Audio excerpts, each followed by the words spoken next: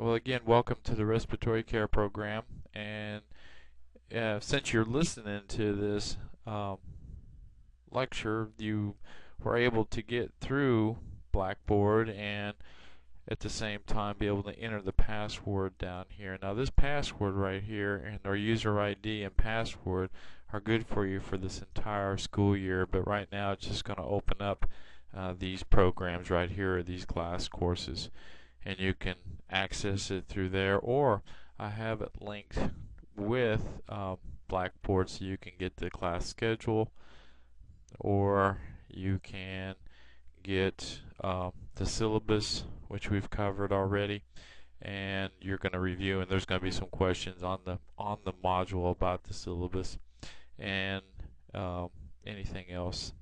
So it links with that pretty well. The one portion here I want to talk about now, this is yours right now, or what it looks like depending on what year it is, and you can see everything's blank except for the modules right here, and that clicks you in there and it gives you the dates when these modules are to be done. And I'm just typing in the password real fast and the ID. And these are the modules and the dates are due, which I've probably already explained to you in class. Okay. Now, when you're going through here, as time develops and we continue on with the program, you're going to see more links open up. And this was last year or the year before. These links open up, and these links provide information such as there's the handouts that you got in class, so if you lost them or something, you've got the capability of getting them again. Or if you, most powerful thing is after we have the lecture in class, and then you can come back and then click on this, and you can watch a lecture, which this will be our first lecture. And as time goes through, I have a number of different tools I use to present lectures to you, but as you can see, I'm talking, and then I can even draw on this as we go through, as you can see, but I just want to show you what the lecture looks like. And then if we get back here to something, when you see the exams right here and right here, these are the worksheets. So that is, besides you seeing what's being delivered during the class schedule, you get to see again different reviews, and as time goes on, you'll always be able to go back and review information that we talked about in class. I do like an example here, review 1 and review 2.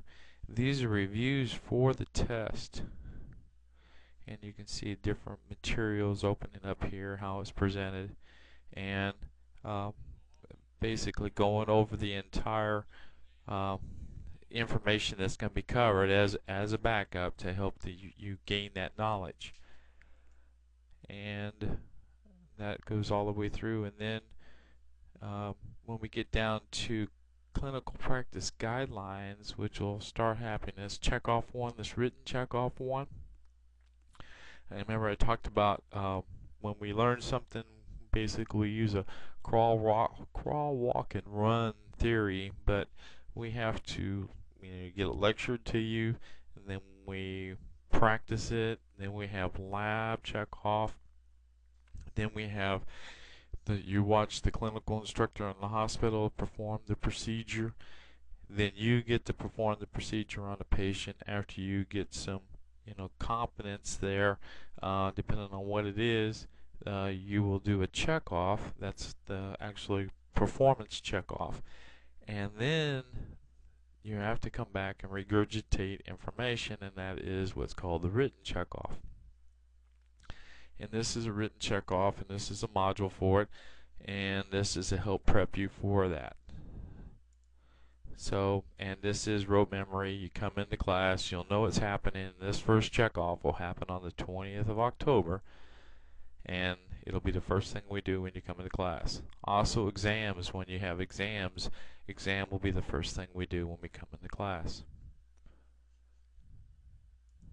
So, as time goes on, and I'm trying to get out of this,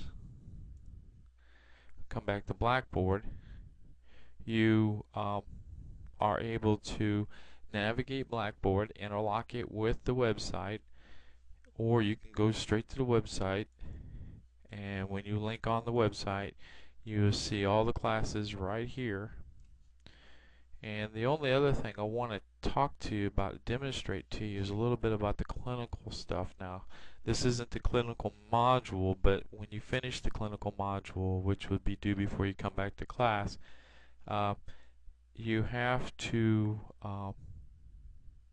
turn in feedback. And that feedback, this is your clinical feedback right here. You click that on and you will fill this out.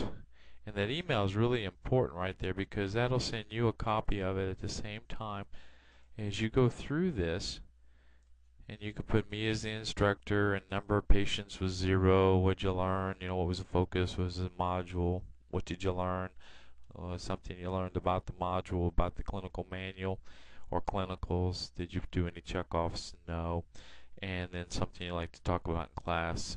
And I do review these as they come through, and then if something is there, I'll either talk to you individually or as a group about it if it's pertinent. Okay, and then your initials actually validate that everything up here is correct. For the module purpose, you can do a drop down. You can put any one of the clinical sites, but when you're going to a clinical site, click in that clinical site and it'll stay there, such as Greenview there. Okay, so that is the clinical feedback, and it will send you a copy, and you'll also see at the end that it's sent. Neat thing here in the clinicals is driving directions. And if you look in here, these are the addresses to all the clinical sites. And let's say we want to go to Logan Memorial. And we're going to go there. So you click on Logan there, it gives automatically the street address for Logan Memorial is there. And we're going to go from the school, 1845 Loop Drive. And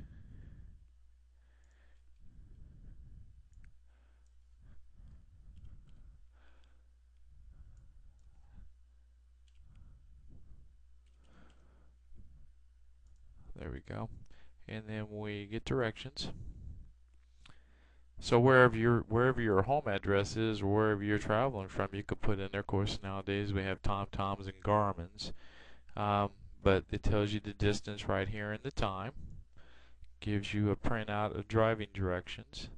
Gives you over here a little map starting at the school, coming down Russellville Road all the way through Auburn, and then keep on coming down through Russellville. But just take this little guy here, bring him down. We're going to drop him about right there.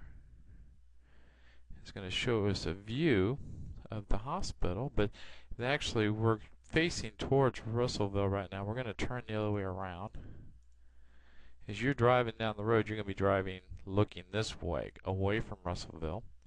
But right there is Logan Memorial Hospital. Now I want to go this way just a little bit. And I'm going to turn back around. But see, you can do a good recon. If you are you're not familiar with something, you can do a pretty good recon, visual recon, using Google Earth here with the pictures. And when you come down this road, you make a left right here, and you're going to park somewhere right in this area here. Now the front of the hospital is right here, and you can see it's not very big, but when we meet, you'll park over here somewhere, and we meet, we'll go right in there. So that's a great tool to know that that's in there in the clinical area for you to be able to get information. And again, the syllabus, this medication handout's there for you. That'd be good for Ms. Fuller's class during pharmacology, especially when you start the bronchial dilators.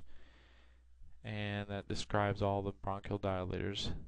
When we start clinicals, I'll want you to carry this with you during your clinicals, so when you get ready to deliver a drug to a patient, such as salmeterol, and it's Ceravent, it's a long-acting bronchial dilator, or a LABA, and it tells you what's going on with that. So if the patient asks, you're able to provide that information.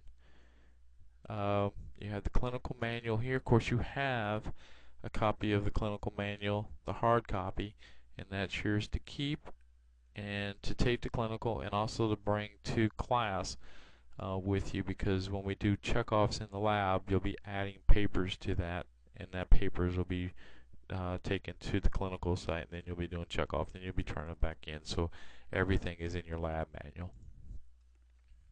And so you've already found the modules, and these are the modules and dates again you're going to have them completed by. And hospital information is included with the modules, but the hospital information is always there for you. The modules is just your portion to be able to gain that information, the policy and procedures of the different hospitals. But let's say it's been a while since you've been to TJ. Well, if you click on TJ, it sends you straight to their policy and procedures, and you can read through it and review it. And you've got access to a computer, you got access to this. You don't have to worry about these tests or anything, but this information is there for you. If you forget or lose or run out of, say, like an involvement record, you can click on that. This is an involvement record. You can fill that, print it, and then fill it out and have the clinical instructor sign it. You'll be good to go. That way you don't have to panic about running out of something. You've got it.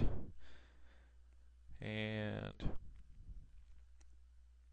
that's about it. Everything else is here. If you clinical evaluation form, again, handing that to the clinical instructor before you leave, and they will turn it into me either by computer or by just leaving it there and I pick it up, depending on what the facility is. But you leave it there so they can fill it out. Okay. Well, that's pretty much a pretty good rundown of everything. Again, this is the web page. You come to this web page here, and you open up these, and these are your classes. And in pharmacology, for Ms. Fuller, you've got a lot of drug information in here. You got the drug handout again. You got respiratory drug reference. All the drugs. There's a couple more that I haven't added on, but as time goes on, I will have them there. Always coming out with new drugs. And then our class. And you can see nothing's connected yet. And as we continue the process of learning together, I'll have more links there for you, and those will always be available to you. Okay, so that pretty much wraps up everything. Again, you have my phone number and my home phone number. You have my email address, my home phone number. You know you can call until 8:30 at night. I'm available for you. It's not a complaint line again, but I'm here if you got to say you're working on that worksheet and you need help with that, then call me, and that's what I'm here for. But please, after 8:30, I really do go to bed early because I get up early. And I'll see you in class. And again, welcome.